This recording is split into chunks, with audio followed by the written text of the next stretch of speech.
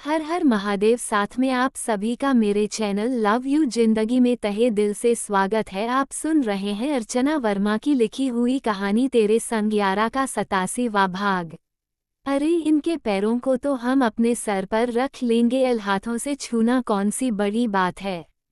हंसते हुए अभिलाष ने मुस्कान के पैरों को छूने के बजाय उसके पैरों के सामने दंडवत सीधा लेट गया। आशीर्वादम देही छोटी माते एल। इस वक्त अभिमान को शरारत सूझी एल। उसने अभिनव जी की गोद में से मुस्कान को उठाया और थोड़ा जोर से अभिलाष के सर पर उसके पैरों को रखते हुए बोला, ऊपर वाला तुम्हें सद्बुद्धि दे और साथ में तुम्हारी रोजी रोटी में बरकत भी एल, ताकि मुझे चिप्स कुरकुरे बिना किसी नखरे के खिला सको एल, और साथ में आइसक्रीम भी बड़े मामा। मुस्कान ने एक और फरमाइश जोड़ते हुए कहा। पूरे घर में हंसी की फुलझड़ी छूट गई थी। ये तेरे भी हिस्से का छीन कर खाने वाला है एल बच्चा। अभिमान ने हंसते हुए अभिलाष की तारीफ की, जिस पर अभिलाष ने मुंह बनाया और पलक ने सर हिलाते हुए उसकी बात का समर्थन किया। बचपन से लेकर आज तक मेरे सारे चिप्स कुरकुरे इसी मोटे के पेट में जाते थे एल। मैं तो बस से रपर हिलाती रह जाती थी एल।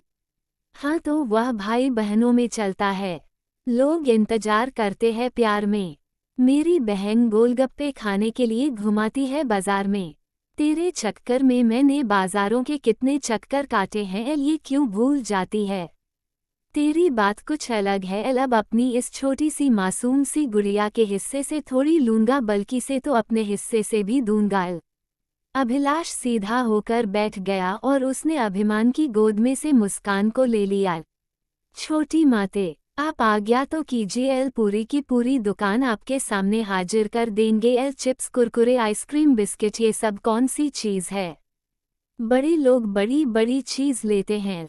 हाँ, बड़े लोग बड़ी बड़ी बात भी करते हैं एल। लग रहा है कि ट्रेन की कंडक्टरी में पैसे अच्छे मिलने लगे हैं एल। अभिनव जी ने कुछ समझने वाले अंदाज में मुंह बनाते हुए कहा। चेहरे से साफ पता चल रहा था कि जबरदस्त ताना मारा है एल।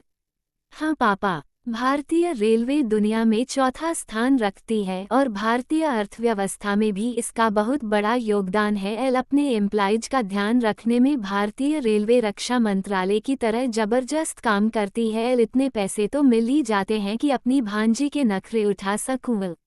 वैसे अभिमान भाई की शादी भी कर सकते हैं आप।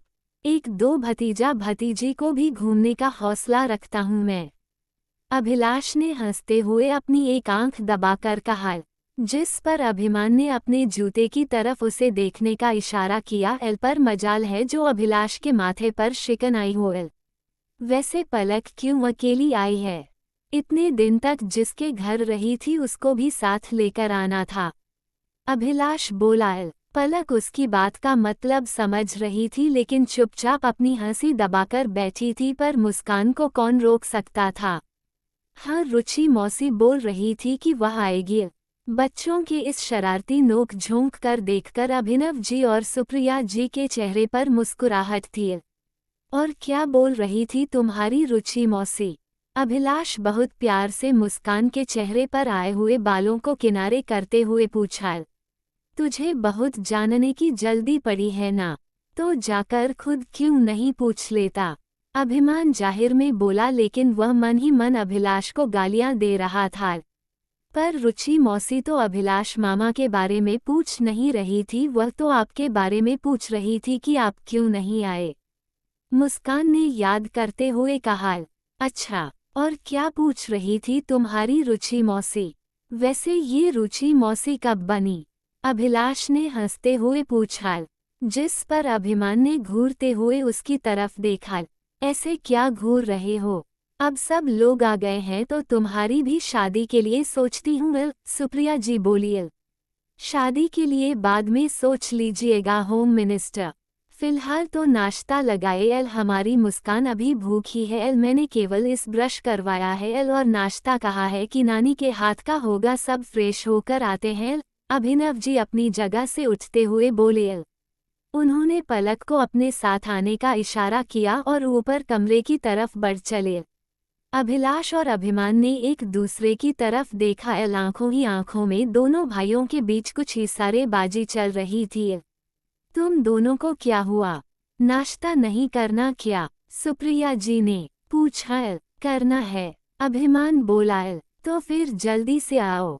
यह आदत सी लग गई है कि जब तक पापा के मुंह से 2-4 बातें नहीं सुनेंगे तब तक नाश्ता नहीं हजम होगा। सुप्रिया जी अपना सर झटकते हुए बोली। आते हैं एल, पर वैसे यह बात तो सही कह रही हो मम्मी, पापा के मुंह से जब तक 2-4 बातें नहीं सुनते हैं तब तक लगता है जैसे कि पेट ही नहीं भरा। अभिलाष ने अपने दांत दिखाते हुए कहा। जिस पर सुप्रिया जी ने अफसोस से सर हिलाया। इस लड़के का कुछ नहीं हो सकता, अपने साथ साथ मेरी भी इज्जत करवाने पर पड़ा रहता है। दोनों भाई अपनी जगह से उठकर अपने कमरे की तरफ बढ़ चले। तब कुछ पता चला? अभिमान ने चलते हुए पूछा।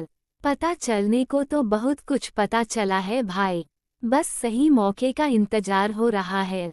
अब कौन सा सही मौका आने वाला है? अभिमान अपने कमरे के दरवाजे पर रुक गया था। एक ऐसा मौका जिस मौके पर उसे इंसान के पास फरार का कोई रास्ता मौजूद न हो, वह इंसान भी उतना ही दर्द उठाए जितना कि हमारी बहन और हमारे परिवार ने उठाया है। अभिलाष की आंखों में आग सी जल रही थी। पापा से बात करें क्या? अभिमान ने पूछा। नहीं, अभी पापा से कुछ नहीं कहते हैं, पहले देखते हैं कि पापा क्या सोच रहे हैं। बिना किसी से मशवरा लिए केवल अपने फैसले पर वह पलक को यहाँ लेकर आए हैं। इसका मतलब है कि वह तो कुछ सोच ही रहे हैं। देखते हैं कि उनकी सोच कहाँ तक पहुँची है, उसके बाद सारे सबूत के साथ उनसे बात करना सही रहेगा ताकि इस बार कोई गलत फैसला ना हो। अभिलाष बोला। समझदार हो गए हो, अभिमान ने अभिलाष के कंधे पर हाथ रखते हुए कहा। वक्त सब कुछ सिखा देता है और समझदारी तो सबसे पहला ही लेसन है। पर मानना पड़ेगा भाई, हर वक्त नया चेहरा, हर वक्त नया वजूद। आदमी ने आईने को हैरत में डाल दिया है। पूर्णविराम उद्धरण चिन्ह। अब वक्त आ गया है नकाब के उतरने का। किसके नाक चेहरे पर से नकाब उतरेगा और कौन बेदाग साबित होगा, जानने के लिए बने रहे अगले भाग तक। तब तक के लिए वीडियो को लाइक और चैनल को सब्सक्राइब करना मत भूलिएगा। स्वस्थ रहिए, मस्त रहिए और यही यूट्यूब पर मिलते रहिए। मिलते हैं अगले भाग के साथ। हर हर महादेव।